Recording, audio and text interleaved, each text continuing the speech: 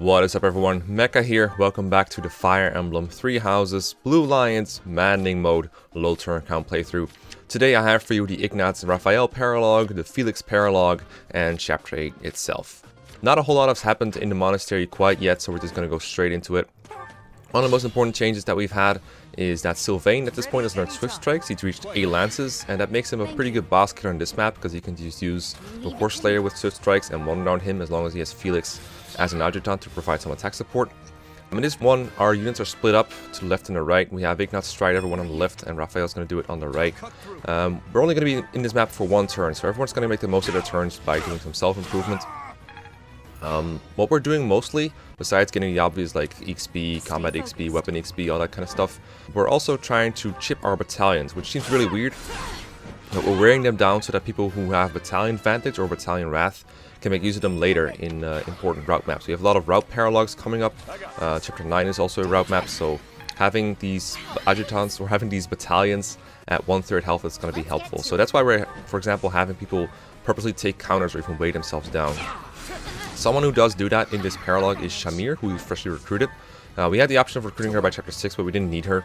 And by recruiting her now, she gets more auto levels. But she's purposely weighing herself down with the steel bow and taking a counter from this archer, just to chip down her battalion a little bit more. Now, if we weren't so busy doing this, what we could do in this chapter is break all the barriers on the giant wolves that appear in this chapter and get ourselves some wood steel. This could be used to repair brave weapons. That could be very nice, but unfortunately getting XP is much more important. And we have a lot of new battalions because in Chapter 8 the Battalion Guild opens up. For example, a couple of flying ones like the Wyvern something company. Those are pretty important to chip down as well, in case our flyers need Battalion Wrath or Battalion Vantage, so we are just way too busy. Anyway, Sylvain is now ready. He's been strided and warped into range of the boss, and all we need to do is just use our good old Swift Strikes and get rid of him, and get some juicy XP both for Sylvain and for Felix. So that is this chapter, completed in one turn. This is what I'm not. Now the next one we're going to do is the Felix Paralogue. Now the Felix Paralogue is infamous for the difficulty in keeping green units alive, especially Rodrigue, Felix's father, who causes a game over if he dies. But it's also pretty tough to get the Aegis Shield reward from keeping all the green units alive in a casual playthrough. The easiest way to do that is to just one turn the chapter like we're doing here. This is actually what I do in my casual playthroughs too.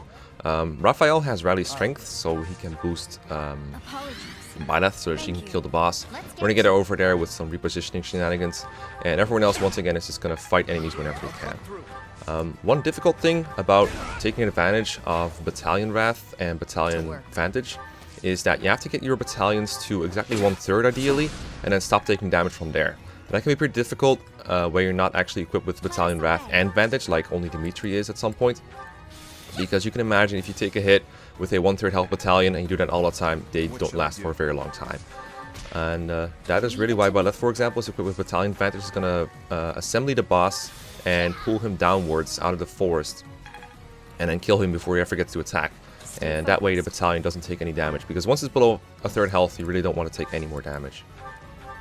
Doing this also gets this boss off of his avoid tile and weakens him a little bit, so that is pretty useful. Something else we did is Dimitri actually attacked someone that had Axe Breaker while using an axe. It seems kind of strange, but we want to get as much axe XP on certain units as possible because we're trying to certify them for Wyvern Rider later on. So they're mostly going to be focused on axes, lances, and flying XP from here on out. Doesn't really matter now, but once they hit level 20, we really want to be able to certify them for Wyvern Rider because flyers are pretty important in a playthrough like this. I'm sure you understand why. Anyway, that's the Felix Paralogue, completed in one turn, getting all the rewards.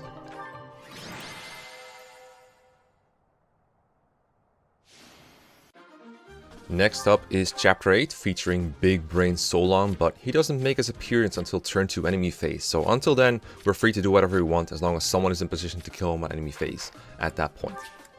You'll notice that for this chapter, Shamir has been reclassed to Pegasus Knight. Of course, everyone knows Shamir for her base A-rank bows and the ability to be a sniper and master Hunter's Volley. This playthrough is actually too fast to make use of Hunter's Volley, and instead we invest time in different things. But Shamir's still a really good Pegasus Knight. What she's going to do in this chapter in particular, besides providing Gambit support right here, is getting the giant shell chest, which is going to be instrumental for a quick clear of Hunters by Daybreak, because we want our Byleth to be as durable as possible, and the giant shell provides +2 defense like the Draco Shield in the old games. Dimitri is doing something fancy. He's going to make use of Battalion Advantage and the Avoid from the Forest and every other defensive bonus that we can give him, like the Defensive Tactics skill, to keep the durability of his battalion at max. Lysithea has mastered the Monk class for +2 magic, which is going to help her warp range a little bit. And everyone else is continuing to chip down battalions, get EXP, raise the battalions a little bit to make the stats better. That's something I neglected to mention previously. You'll also notice that our units have been casted with, or have been given Retribution. There is a Blue Lions exclusive battalion, the Kingdom Archers. This is the only house where you get such a battalion early on. And Retribution is a really powerful effect, kind of like Stride, where multiple units just get blessed with the ability to counterattack from any range whatsoever. So it greatly negates the need for skills like Close Counter, and it really makes your weapons more versatile, and makes it easier to get EXP on whatever unit you want, really, as long as you expose them to a bunch of enemies. But it doesn't matter anymore if they're in range of like archers, or one-to-range enemies, or really whatever you want. You might have noticed there is a huge amount of green units on this map, particularly the villagers at the edge of the map that are being attacked by rampaging villagers.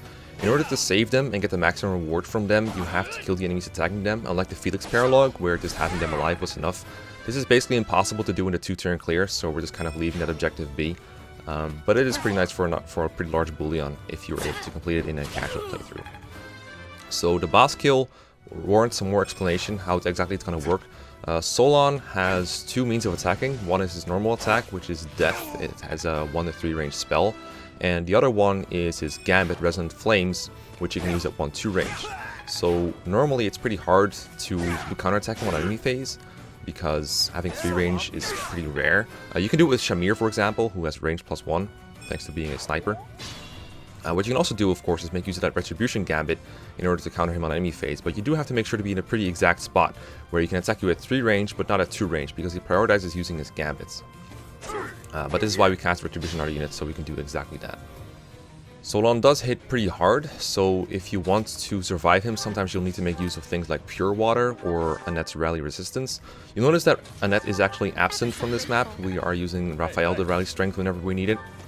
We actually have Annette as an adjutant in this chapter to gain more EXP. We want her to hit level 7 so that by the time skip she gets 3 bonus levels from the time skip itself. That will let her reach level 10. And that is enough for her to reclass into Cavalier and be able to use Dance of the Goddess, for example, as a Cavalier. Right now she's the adjutant of Dimitri, for example. Speaking of Dimitri, he's been fighting mostly as a soldier instead of some kind of, stronger class. And the reason for this is that we want him to master that class in order to get reposition. Also important for hunting by daybreak. And that's kind of a pain in the butt, because it means he won't be able to master Archer and has to deal with pretty miserable hit rates all along. But so it is. In a normal playthrough, you would like hit +20 and death blow and skills like that to be on every unit, but when you're LTCing without auxiliary maps, you kind of have to make do with what you've got.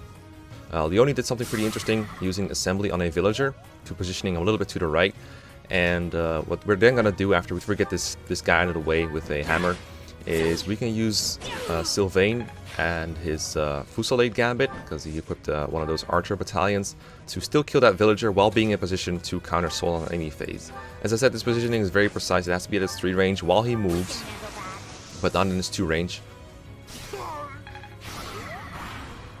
And the Death Knight makes an appearance as well, but we don't care about him. All we care about is countering Solon with exactly 21 damage, 2 times, gets to 42, kills Solon in 1 hit, on turn 2 enemy phase, and that's this chapter all completely wrapped up. If you enjoyed this, make sure to leave a comment, drop a like, be nice. See you guys next time. Peace. Goodbye.